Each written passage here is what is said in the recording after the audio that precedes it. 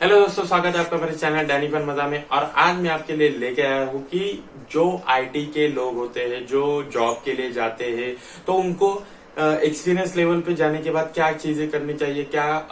Interview crack करने के लिए क्या कोशिश करनी चाहिए, मैं उनको आज मैं ट्रिक बताने वाला हूँ। तो जैसे कि मैं आईटी से बिलोंग करता हूँ, मुझे एक अच्छा खासा एक्सपीरियंस है, बहुत सी अच्छी चीजें मैंने लाइफ में देखी है और मैं सक्सेसफुली मेरा जॉब भी चल रहा है। मैं अभी औरंगाबाद लोकेशन पे काम भी कर रहा हूँ। तो मेरे कंपनी में आईटी कंपनी है, एमएनसी है, बहुत से फॉरेन के प्रोजेक्ट्स उनके यहाँ पे भी है। तो मैं उनका काम उनके इसमें बहुत ही अच्छी तरीके से as a senior software developer मैं वर्क भी कर रहा हूँ। तो जैसे मैं आपको बोल रहा हूँ कि आगे जाने के बाद मतलब एक आप एक्सपीरियंस लेवल होने के बाद ऐसी क्या चीजें करें कि जिसकी वजह से आप जब इंटरव्यू में जाए तो आप फेल ना हो, आपको एक अच्छी तरीके से आपका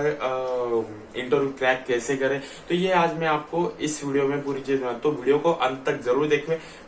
ये मेरा एक फुल वीडियो रहेगा, ये थोड़ा सा लंबा भी चल सकता है लेकिन आप फुल देखिए, क्योंकि इसमें से आपको मिलेगी कि आप एक लेवल पे जाने के बाद आपको क्या चीजें करनी है। अगर आप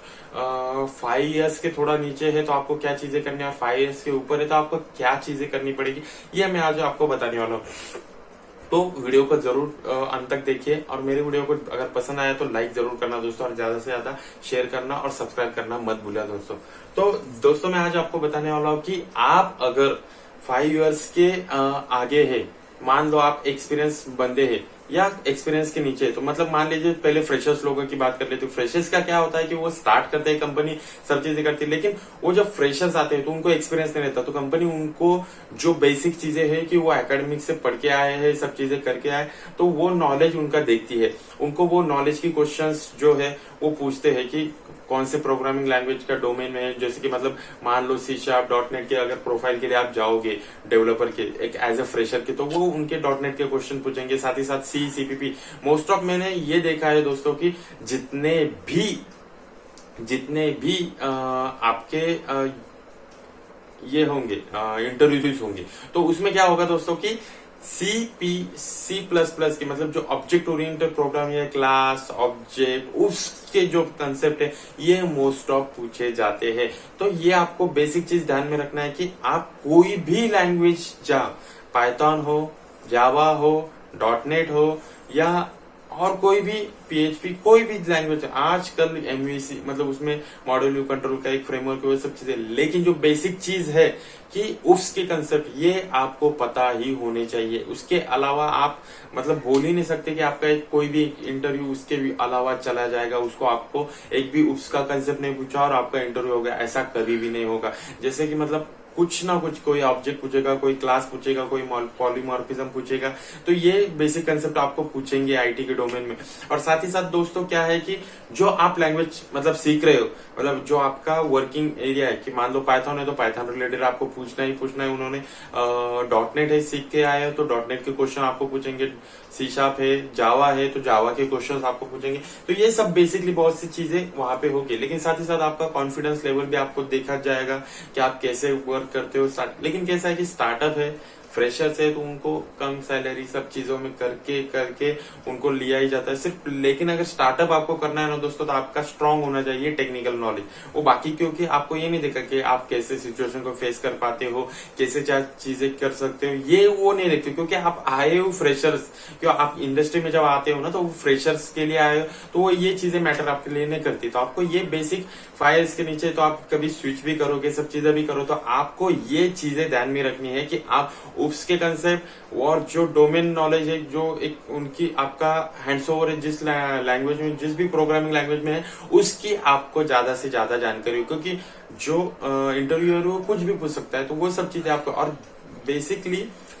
ये तो हो गए फ्रेशर्स की। तो जैसे 5 इयर्स के आपका ऊपर हो गया तो एक आप सीनियर पोजीशन के लिए चले जाते हो, सब चीजें आपको मिलती है। तो उसके लिए क्या पूछा जाता है दोस्तों कि उसके कंसेप्ट है ये, और जो दूसरा डोमेन एक्सपर्ट है, वो तो चीजें होती है, क्योंकि आप जब फ्रेशर जाते हो तो एक पर्टिकुलर एक लैंग्वेज के लिए जाते हो, लेकिन जब आपका एक 5 साल का एक्सपीरियंस होता है तो उसके बीच में आपको अलग अलग लैंग्वेजेस आपको पता चलती है। तो ऐसा जरूरी नहीं है दोस्तों कि हर लैंग्वेज में आपका एक स्ट्रॉन्गेस्ट पॉइंट हो, हैंड्स ऑन हो, कुछ जरूरत नहीं, लेकिन आपके एक कोई तो एक हैंड्स ऑन लैंग्वेज होनी चाहिए कि जिसकी वजह से आप बोल पाओ इंटरव्यू को कि ये मेरी लैंग्वेज जो है, मुझे इसका हैंड्स ऑन है, मैं इस पे फुल्ली आधी रात को भी अगर मैं मुझे जगाया भी जाए तो मैं इस पे काम कर सकता हूँ, ऐसा आपका हैंड्स ऑन होना चाहिए। और साथ ही साथ जो आप छोटी मोटी चीजें होती है कि अलग अलग आपके करियर में लैंग्वेजेस आप सीखते जाते हो, जो एक्सपीरियंस लेते हो, तो वो चीजें भी आपको डिस्क्राइब करनी पड़ती है और उसकी कंसेप्ट तो होती है। ये होता है 5+ ईयर के। लेकिन जैसे मतलब मैं कंपेयर कर रहा हूँ, आपको लग रहा हो कि मैंने दोनों चीजें सेम बताई, वैसा नहीं। मैंने फर्स्ट जो फ्रेशर्स के लिए बताया उसमें टेक्निकल नॉलेज बहुत सी चीजें मैटर करता है, लेकिन 5+ में जो है टेक्निकल चीज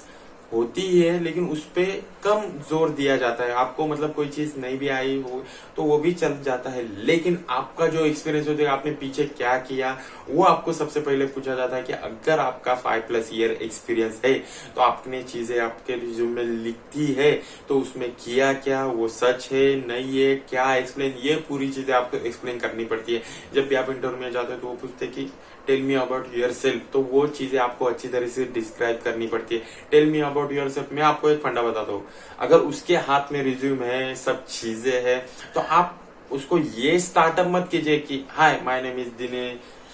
जैसा कि मतलब मेरा नाम दिनेश, ठीक है, दिनेश का कन से मेरा नाम है, तो मैं ऐसा नहीं बोलूंगा कि इंटरव्यूअर्स को hi my name is Dinesh. अरे क्यों क्यों बताऊं मैं उसको, मेरा रिज्यूम उसके हाथ में है, तो tell me about yourself के ये स्टार्टिंग में उसको वो चीज नहीं बतानी, क्योंकि जिसके पास भी रिज्यूम होता है वो चीज अपना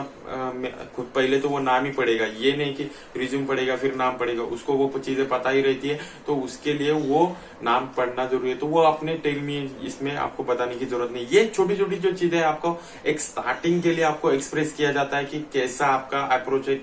कैसे आप मतलब सुन के उसका सही आंसर देते हो। और साथ ही साथ जैसे आप मतलब 5+ ईयर के लिए एक्सपीरियंस के लिए जा रहे हो तो इंटरव्यूअर को एक ऐसे मतलब आंख में आंख देख के बात करनी भी चाहिए अपनी, सब कॉन्फिडेंस से देखने। आंख में आंख मतलब ये ना, मेरा ये कहना नहीं कि आप ऐसे इंटरव्यू के आंखों में ऐसे देखते रहो, वैसा जरूरी नहीं। एक अच्छा कॉन्वर्सेशन होना चाहिए आपके और इंटरव्यूअर के बीच में, जो इंटरव्यू ले रहे हैं उसके बीच में बहुत से अच्छा आई कॉन्टेक्ट होना चाहिए। तो उनके आंखों में आपने मतलब ऐसा देखने की जरूरत नहीं, एक अच्छा सा आई कांटेक्ट होना चाहिए। मतलब आप बात कर रहे हो तो उसके आंखों में देख के थोड़ा सा साइड में भी नजर ये कर रहे हो, तो मतलब ऐसा भी नहीं कि मतलब आप देख रहे हो साइड में, मतलब ऐसा भी नहीं वो कुछ पूछ रहा है कि टेल मी, और आपने बताना मैंने ये किया, मैंने वो किया, ऐसा ऐसा इधर उधर नहीं। एक अच्छा कॉन्वर्सेशन, मतलब जैसे कि मान लो आपके बारे में बताऊं तो हाँ मेरे 5 साल के एक्सपीरियंस में सर ऐसा किया है, सब चीजें की है, थोड़ा सा मतलब उनके आंखों में देख के एक आई कांटेक्ट, जैसे हम बोलते हैं ना कि मैं आपसे बात कर रहा हूँ तो आपने मेरी तरफ देख के थोड़ा बात करना है, थोड़ा इधर उधर वो चलता है सब चीजें, तो ये आपको आई कांटेक्ट करनी जरूरी होती है। और साथ ही साथ मतलब जो आप रिज्यूम में डाल रहे हो दोस्तों, मतलब रिज्यूम में ऐसा भी कुछ नहीं कि 5+ ईयर में आप जाओगे तो हाँ मुझे कुछ भी आ गया, मैंने कुछ भी डाल दिया, इधर का कॉपी करके ये दोस्त का रिज्यूम लेके मैंने कॉपी कर दिया, सब चीजें नहीं। 5+ ईयर के एक्सपीरियंस के बाद उनको लगता है कि आप एक अच्छे एक्सपीरियंस हो, आपको सब पता है, जो आपने रिज्यूम में मेंशन किया वो सब चीजें सही है, तो आपको उसका नॉलेज होना चाहिए, तभी आप आपके रिज्यूम में इंक्लूड करो, वरना इंक्लूड ना करो। ठीक है, इंक्लूड भी कर लिया दोस्तों तो कोई दिक्कत नहीं, कोई बड़ी बात नहीं, कोई फांसी पे नहीं लगे, लेकिन उसके बारे में आपको जानकारी जरूर होनी चाहिए। अगर मान लो आपने इंक्लूड कर लिया लेकिन आपको वो पता ही नहीं, तो उससे क्या डिनोट होता है कि आपको ये चीजें आती ही नहीं, और आपने कैसे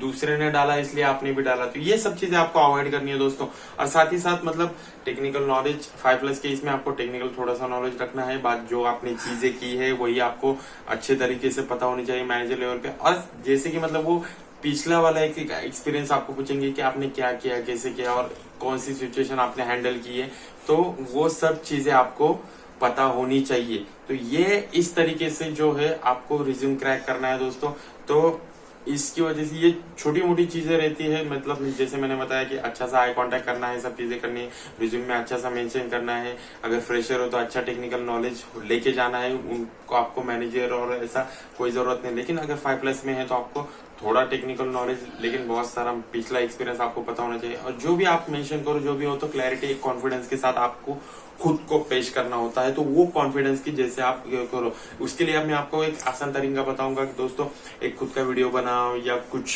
जो मिरर बोलते कि पहले हम बोलते थे कि मिरर के सामने खुद से बात करो तो एक अच्छा सा कॉन्फिडेंस आ जाता है, तो वो सब चीजें आप यहाँ पे कर सकते हो, जिसकी वजह से आपको एक अच्छा मौका मिल सकता है कि आप अपने आप को एक्सप्रेस कर पाए। तो ये छोटी मोटी चीजें आप यूज करके अच्छे से आपका इंटरव्यू क्रैक कर सकते हो। तो दोस्तों, आपको मेरा वीडियो कैसे लगा ये मुझे लाइक करके जरूर बताइए, कमेंट में जरूर बताइए और ज्यादा से ज्यादा शेयर कीजिए। आपको मेरा वीडियो पसंद आया तो लाइक जरूर करना, नहीं पसंद आया तो डिसलाइक करना, और मेरे चैनल पे आप अगर नए हो तो सब्सक्राइब जरूर करना दोस्तों, और ज्यादा से ज्यादा शेयर करना। और ये और भी आपको कौन से वीडियो चाहिए तो मेरे कमेंट में जरूर लिख के बताना। थैंक यू दोस्तों।